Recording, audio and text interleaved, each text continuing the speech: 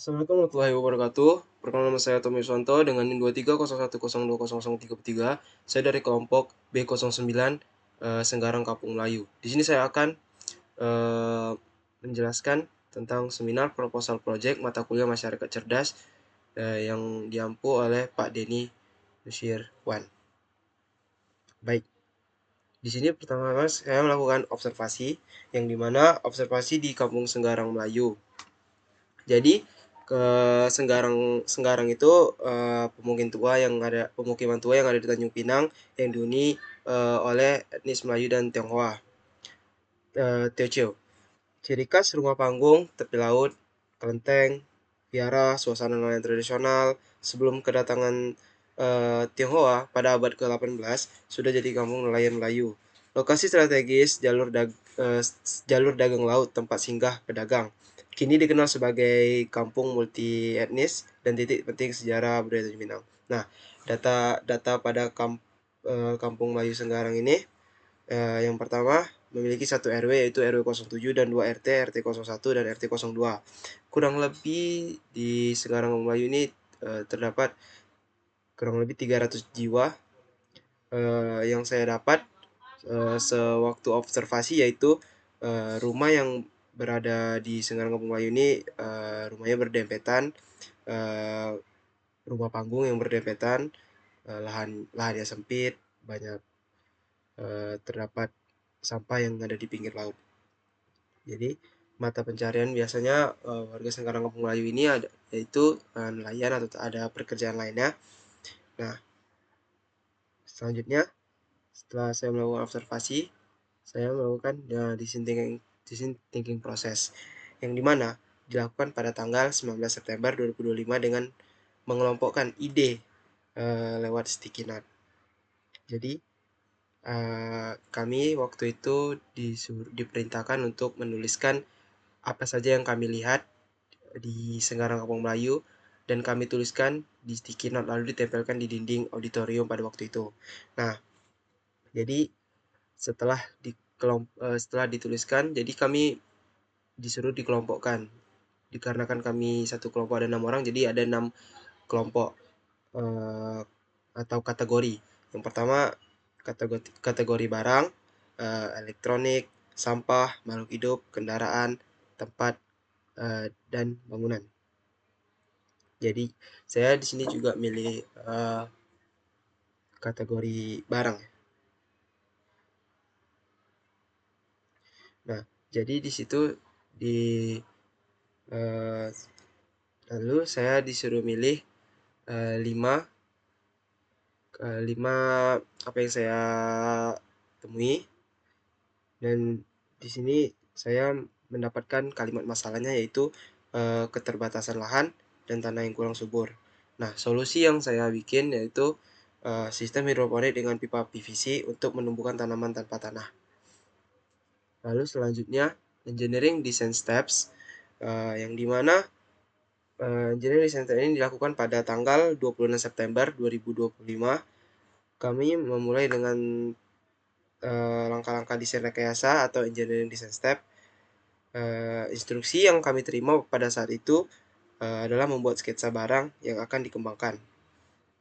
Nah, jadi setelah kami sketsa, dapat nih sketsa yang diusulkan. Nah, jadi teman-teman saya juga membuat sketsa yang diusulkan. Yang pertama ada seperti jaring untuk menahan sampah, ada jembatan, ada lampu, ada tempat parkir, ada hidroponik, dan ada penghalang sampah. Jadi masing-masing teman saya itu membuat sketsa ini,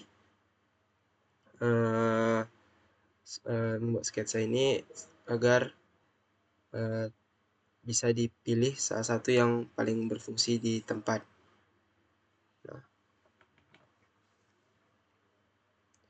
nah di sini saya kembali lagi. Jadi produk, uh, jadi ini sketsa atau inovasi yang saya bikin. Pertama yaitu hidroponik menggunakan pipa PVC. Jadi solusi yang ditawarkan oleh produk ini sejalan kalimat kunci. Jadi solusinya itu untuk keterbatasan lahan dan tanah yang kurang subur adalah menggunakan sistem hidroponik menggunakan pipa PVC karena tanaman bisa tumbuh lebih cepat, hemat air, dan tidak membutuhkan tanah. Jadi keunggulan utama dari uh, yang barang saya sketsa ini yang mengatasi keterbatasan lahan, tidak memerlukan tanah yang subur, pertumbuhan tanaman lebih cepat, lebih hemat air, dan lain-lain. Nah, jadi kita masuk selanjutnya itu adalah state of art inovasinya. Jadi sini saya menggunakan sistem hidroponik yang umumnya memakai pipa PVC model NFT atau DFT. Jadi inovasi pipa berbentuk U dengan kombinasi lubang tanam lebih fleksibel. Nutrisi tetap dipompa dari wadah lalu dialirkan kembali. Desain sambungan modular lebih mudah bongkar pasang fleksibel, hemat lahan. Media tanam menggunakan rock wall, ini rock wall dan net pot, bisa di custom juga. Ini yang saya bikin ini cocok untuk kayak seperti skala kecil lah, rumahan tuh ibu-ibu biasanya apa. Jadi selanjutnya setelah saya jelaskan ini adalah sketsa yang hampir mirip. Nah, banyak yang juga membuat sketsa yang hampir mirip ini. Sistem hidroponik dengan pipa PVC sudah sangat umum dipakai terutama dalam model NFT atau Nutrient Film Technique maupun DFT, Deep Flow Technique. Nah, jadi perbedaan apa sih inovasi saya ini dengan inovasi orang lain? Nah, yang pertama dari aspek struktur pipa. Jadi, di sistem hidroponik umum, itu biasa pipa itu sejajar horizontal, biasanya 1 sampai 4 tingkat. Nah, inovasi saya pipa ganda dengan sambungan berbentuk U. Ada knee dan elbow. Nah, lalu yang aspek kedua, lubang tanam umumnya sejajar lurus pada pipa. Nah, jadi inovasi saya itu ada kombinasi lubang tanam yang penempatan net pot yang lebih bervariasi, berbeda sudut atau lubang terlihat lebih fleksibel. Yang ketiga, sumber nutrisi. Pompa dari biasanya itu pompa dari tandon naik ke pipa lalu kembali lagi. Nah, sama. Jadi kalau misalnya nutrisi ini sepertinya sama, air nutrisi dipompa dari penampung lalu dialirkan kembali ke tandon. Nah, keempat, kelebihan khususnya mungkin pipa PVC pada umumnya itu sudah terbukti efisien ya, mudah dirakit, hemat lahan. Nah, dari kalau perbedaan dari inovasi saya adalah menekankan pada desain sambungan pipa yang lebih modular, lebih mudah dibongkar pasang, fleksibel untuk menambah jalur pipa. Selanjutnya, media tanam umumnya biasanya menggunakan rock wall dan net pot. Nah, saya juga sebenarnya menggunakan net pot, tapi ada catatan media tanam jadi jelas tertulis sebagai bagian penting dari inovasi. Yang terakhir, penerapan. Nah, biasanya tuh petani-petani hidroponik tuh lebih ya umumnya digunakan oleh petani hidroponik. Nah, kalau saya ini inovasinya bisa jadi untuk skala kecil atau rumahan karena desainnya ringkas dan bisa dikustomisasi. Dan juga ada beberapa pertanyaan. Yang pertama, apakah mudah diciptakan? Kenapa? Nah, karena eh, menurut saya mudah karena bahannya utamanya ada pipa PVC, pompa, dan wadah yang mudah didapat. Mungkin bisa didaur ulang atau segala macam. Apakah pertanyaan kedua, apakah cheap, murah, atau bahkan gratis? Tidak bayar, kenapa?